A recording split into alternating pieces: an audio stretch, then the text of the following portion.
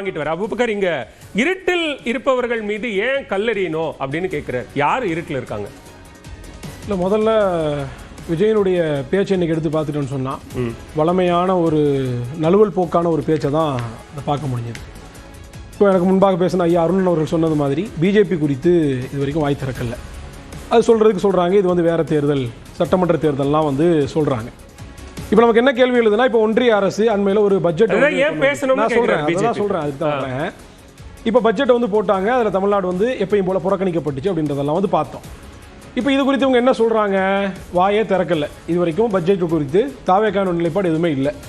ஆனால் சென்ற ஆண்டு 1 பிப்ரவரி 2025 விஜய் அவர்கள் போட்ட ட்வீட் வந்து இருக்குது, நான் படிக்கிறேன் கேளுங்க. மீண்டும் புறக்கணிக்கப்படும் தமிழகம் அப்படின்ற தலைப்புல இவங்க வந்து நிர்மலா சீதாராமன் அவர்கள் வாசிச்ச அந்த பட்ஜெட்டுக்கு எதிராக, மத்திய அரசு போட்ட பட்ஜெட்டுக்கு எதிராக அறிக்கை கொடுத்திருக்காங்க. சரி, அப்ப 2025 சட்டமன்ற தேர்தல் இல்லையா?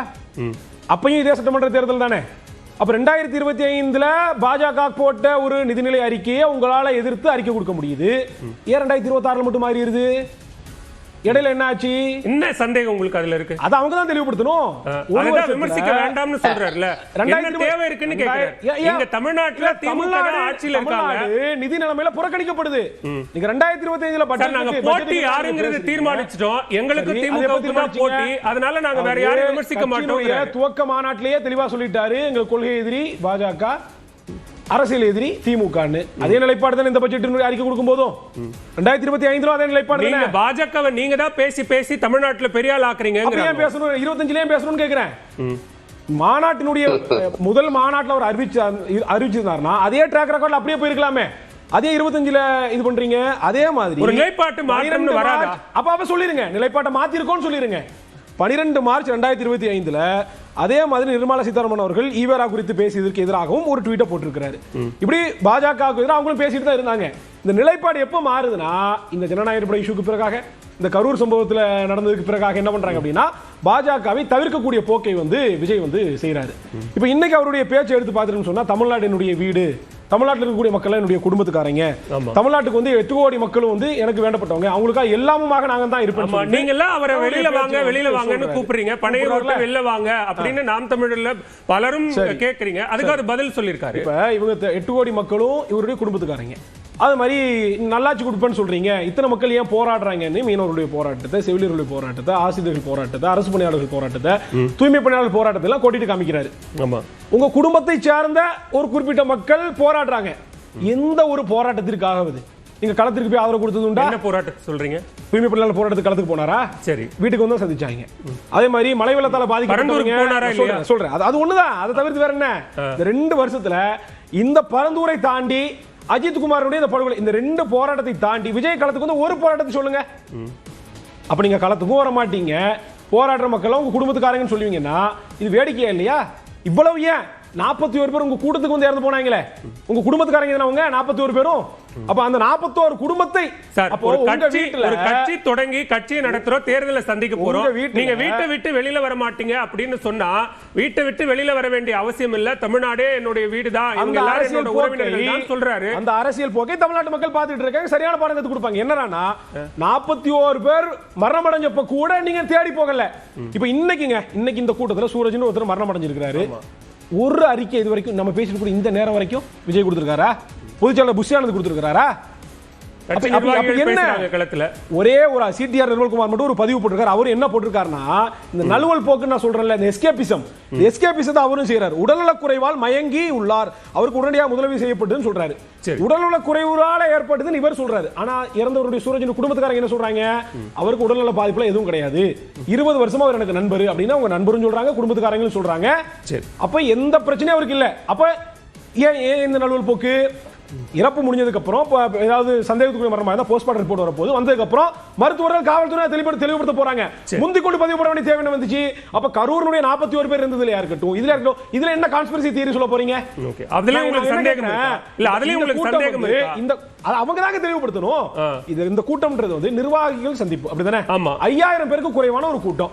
நிர்வாகிகள் சந்திப்புல பாஸ் வாங்கிட்டு தான் கொடுக்குறீங்க. இப்போ இந்த சூரஜ் என்ற நபர் வந்து is neither a party member or கட்சியினுடைய பொறுப்பாளரும் கிடையாது, உறுப்பினரும் பொறுப்பாளரும் கிடையாது. இவருக்கு எப்படி அந்த பாஸ் போச்சு? நிர்வாகிகளுக்கு தான பாஸ் கொடுக்குறீங்க.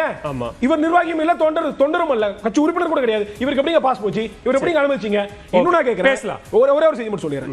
இந்த சம்பவங்கள் எல்லாம் நடக்குது. ஏற்கனவே உங்களுக்கு ரோட்ல அனுமதி கொடுத்தாங்க, இடப்பற்றாக்குறையினால தான் அங்க ஏற்பட்ட சம்பவத்துக்கு பிறகாக எஸ்ஓபி அமைக்கணும் ஹைகோர்ட் சொல்லிச்சு, டைரக்ஷன்ல வாங்கிட்டு வந்தாங்க. இப்போ வந்து திடல்ல கொடுக்குறாங்க. இப்போ திடல்ல ஒருத்தர் உயிரிழக்குறாங்கன்னா இவங்களை நம்பி எப்படிங்க பெர்மிஷன் கொடுக்கல? அதுதான் மக்கள்கிட்ட அவர் நீதி கேட்கிறாரு. எனக்கு வந்து நீங்களே நீதி சொல்லுங்க. 5000 பேர் வச்சு உங்களால உருப்படியா ஒரு ஒரு அசம்பாவிதம் நடக்காம ஒரு கூட்டம் நடத்த முடியல அப்படின்னா இவங்க நம்பி தமிழ்நாட்டை எப்படி போட முடியும்? முக்கியமான கேள்வி கூட்டம் போடுறாங்கல்ல, ஒரு மேற்கூறி போடுறதுல என்ன வந்துச்சு? ஏன்னா மாஸ்க் குறைஞ்சிரும். அந்த ட்ரோன் ஷாட் எடுக்கிறதுல இருந்து இவருடைய ஹீரோயிசம் பேசுறதுல இருந்து இந்த மேற்கூரை போட்டா எல்லாம் அடிவாங்கிரும்ன்றதுனால மக்கள் வெயில விட்டு வதங்க வச்சு பரப்புரை செய்யறாரு. அதுல என்ன ஹீரோயிசம்? இந்த அவர்தான் சினிமா விட்டுட்டு முழுசா வந்துட்டு நீங்க இன்னும் சினிமாவை பத்தி பேசிட்டு இருக்கீங்க. மேற்கூரை போட்டு செய்ய வேண்டியதானே? இப்போ தொடர்ச்சியா சம்பவம் ஏற்படுது, டீஹைட்ரேஷனால மக்கள் இறந்து போறாங்க, தண்ணி இல்லாம பாதிக்கப்படுறாங்க. ஒரு மேற்கூரை போடுறது உங்களுக்கு பொருளாதார வலிமை இல்லையா உங்களுக்கு? பேசுவோம். முக்கியமான கேள்விகளை எழுப்பியிருக்கீங்க ஜேம்ஸ் மார்ட்டின். இந்த கேள்வியில என்ன லாஜிக் இருக்கு? யாரோ ஆரம்பித்த கட்சியில போட்டியிட்டு வாக்கு வாங்கி காட்ட முடியுமான்னு எப்படி கேட்கிறாரு? என்ன அடிப்படை? இல்ல, இது அடிப்படையா வெளிப்படையா நமக்கு தெரியுது. அதாவது முன்னோர்களை மறக்கிறது அப்படிங்கறத அவர் சொல்லலாம். பொது பார்வையில சொல்லணும்னா இப்போ இதுக்கு ஏடிஎம்கே ரொம்ப பொருந்தும், அதே மாதிரி திமுகவிலையும் பொருந்தும். அதாவது அண்ணா அவர்கள், நான் ஏடிஎம்கேல இருந்தே அண்ணா அவர்கள், அதுக்கப்புறம் எம்ஜிஆர் அவர்கள், ஜெயலலிதா அவர்களை அவர்களுடைய பெயரை கூட வந்து பாத்தீங்கன்னா தேவைக்கு எங்கேயோ ஒரு இடத்துல உபயோகப்படுத்திக்கிட்டு அதுக்கப்புறமா வந்து அவர்களுடைய இன்னைக்கு காலகட்டத்துல விளம்பர பலகைகள்ல கூட பாத்தீங்கன்னா தவிர்த்துறாங்க. நாங்க தான் இன்னைக்கு எல்லாமே அப்படின்னு வெளிப்படையா வந்து வெளிப்படுத்துற இவர்கள் தனியா அவர்கள் வந்து அந்த கட்சி, ஒரு கட்சி இந்த மாதிரி ஏற்கனவே இருக்கிற பிரதான கட்சி மக்களிடம் வந்து இந்த தலைவர்கள் கொண்டு போய் சேர்த்த அந்த கட்சியை தாண்டி இவர்களுக்கு அந்த மக்கள் செல்வாக்கு கிடைக்குமா? இன்னைக்கும் வந்து ரோட்ல போனோம்னா சின்னத்துக்கு தான் ஓட்டுன்னு சொல்லுவாங்க. பல காலம் உள்ள அவர்கள் வந்து யார் நின்னாலும் சரிப்பா நான் வந்து இந்த சின்னத்துக்கு வந்து ஓட்டு போட்டுருவேன், இந்த சின்னத்துக்கு ஓட்டு போட்டுருவேன்னு மக்கள் வந்து, அதாவது நான் சொல்றது இந்த 60-70 வயது இருக்கிற மக்கள் வந்து மனதளவுல ஊறி போனதுக்கு காரணம் யாருன்னா அந்த காலத்து தலைவர்கள். அந்த காலத்து தலைவர்கள் ஆரம்பித்த அந்த கட்சியை வந்து இன்னைக்கு வந்து யாரோ வந்து பேக் சீட்ல கூட ஒரு உதாரணமா கேட்போமா? இன்னைக்கு தாவேக்கல இணைந்திருக்கக்கூடிய முன்னாள் அமைச்சர் செங்கோட்டையன் கோபிச்செட்டிப்பாளையம் தொகுதியில போட்டிடுறாருன்னு வச்சுப்போம் தாவேக்க தரப்புல. இப்ப அவர் எந்த லெகசியை அடிப்படையா வச்சு போட்டிடுறாரு? தாவேக்க லெகசியவா? சார், அதாவது அவருடைய இண்டிவிஜுவலிசம்க்கு ஒரு இது இருக்கு இல்லையா, செங்கோட்டையன் அவர்கள் அப்படின்னு சொல்லிட்டு. சரி, அவ்வளவு காலங்கள் அத்தனை முறை எம்எல்ஏக்காகவும் அமைச்சராகவும் இருந்த அவரு, அந்த ஒரு பெரும் கட்சியில இருந்த அவரு ஏன் வெளியே வரணும்? அங்க வந்து மொத்தமா வந்து எல்லாமே வந்து அதாவது அந்த முன்னோர்கள், அதாவது சொல்றாங்க இல்லையா விஜய் அவர்கள் ரெஃபரன்ஸ் கூட, யாரோ ஆரம்பித்த கட்சியை வந்து யாரோ என்னமோ மாதிரி வழி நடத்துறதுடைய ஏமாற்றத்தின் வெளிப்பாடு, தான் அவர் வெளியே வராரு. அப்ப அதுல இருந்தே வந்து அதிமுகவுடைய தோல்வியை வந்து உணர்ந்துக்கலாம். அதே மாதிரி அதிமுகவில் முன்னாள் எம்எல்ஏக்களா இருந்தவரும் அதுக்கப்புறம் பாத்தீங்கன்னா அமைச்சர்களா இருந்தவர்கள் கூட பல கட்சிகளுக்கு வந்து பிரிஞ்சு போயிட்டாங்க. அதே மாதிரி பாத்தீங்க அப்படின்னா இப்ப திமுக இருக்கட்டும், கலைஞர் அவர்களுடைய வசனங்களை பார்த்து அவர்களுடைய பேச்சை பார்த்து எந்த இடத்துல ஒரு கட்சி அந்த தலைவர்களினுடைய லெகசிய தொடர்ச்சியா பின்பற்றல, அவங்கள எங்க சொல்றீங்க? எந்த இடத்துல சென்டிமெண்ட் வேணும்? சென்டிமெண்டா வந்து எங்களுக்கு வேல்யூ வேணும், சென்டிமெண்டா வந்து மக்கள் வந்து எங்களை பார்க்கணும்ன்ற ஒரே இடத்தை மட்டும்தான் இவர்களுடைய பெயர்களை வந்து உபயோகப்படுத்துறாங்க. ஆனா விஜய் அவர்கள் பாத்தீங்க அப்படின்னா அவர் அரசியல் வந்ததுக்கு அப்புறமா இவர்கள் பெயரை வந்து ஒரு ஸ்பீச்ல உபயோகப்படுத்தும் போது நடிக்கிறாங்க. ஐயோ, எங்க தலைவர்கள் பெயரை நீங்கள் வந்து அவர்கள் முன்னெடுத்த கொள்கை தலைவர்கள்னு ஒரு 5 பேரை அறிவிச்சீங்க. இல்ல, கொள்கை தலைவர்கள்னு தாவேக்க ஒரு 5 பேரை அறிவிச்சிச்சு. அவங்கள பத்தி பேசாம இப்ப போற மேடையில எல்லாம் எம்ஜிஆர், ஜெயலலிதா அவங்க தான் எங்களுக்கு ரோல் மாடல், அவங்க தான் லெகசி அப்படின்னு பேசுறதுக்கான காரணம் என்ன? ஏன் அந்த 5 பேரை பத்தி பேசுறதே இல்ல? இல்ல, எல்லா இடங்கள்லயும் அவர்களுடைய ரெஃபரன்ஸ் போன மீட்டிங்ல கூட பாத்தீங்கன்னா கொள்கை தலைவர்களுடைய ரெஃபரன்சஸ் வச்சுட்டு வராங்க. இன்னைக்கு பிரதானமா வந்து கடந்த ஒரு மாதத்துல பாத்தீங்கன்னா அதிகமாக பேசும் பொருளா இருக்கிறது வந்து எந்த விமர்சனம் அப்படின்னா, இவர் ஏன் வந்து ஏடிஎம்கே பேனர்ல உள்ள தலைவர்கள் எடுக்கிறாரு அப்படிங்கிற ஒரு பேச்சுவார்த்தை வரும்பொழுதுதான் அவர் சொல்றாரு. இப்ப அதுக்கான ஸ்டேட்மெண்ட் என்னன்னா, நீங்க அந்த பேனரை யூஸ் பண்ணி அவர்கள் ஆரம்பித்த கொள்கையையும் அவர்கள் அதே கேள்விதான் சார் நான் உங்களை கேட்கிறேன். இன்னைக்கு தாவேக்கல வேட்பாளர்களா களத்துக்கு போக போறவங்க என்ன பேனரை யூஸ் பண்ணுவாங்க? விஜய் அவர்களுடைய பேனர் தான் யூஸ் பண்ணுவாங்க, தாவேக்கா பேனர் தான் யூஸ் பண்ணுவாங்க.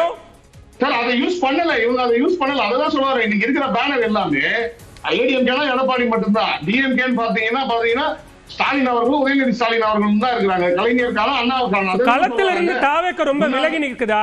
இன்னைக்கும் குக்கிராமங்கள்ல போய் ரெட்டையில உதயசூரியன் சொன்னா அவங்களுக்கு சின்னத்தை சொன்னாலே போதுங்கிற அளவுக்கு தான் களம் இருக்கு. ஜேம்ஸ் மார்டின் தெரியாதா? இருந்தது இல்ல இது நாள் வரைக்கும் இருந்த நிலைப்பாடு இன்னைக்கு போய் விசில் சின்னத்திற்கு எத்தனை வாக்கு சதவீதம் பிரதிபலிக்குதுன்றதை இந்த தேர்தலை பார்ப்போம். ஒரு மாசத்துல அதெல்லாம் மாத்திருச்சுன்றீங்க. எல்லா இடத்தையும் சேர்த்து தானே. சரி, நிச்சயமாக விசில் பேசலாம். அருணன் சார் நான் கேட்கிறேன். எந்த கேள்வி கொண்டு போய் சேர்க்க முடியாது. ஓகே.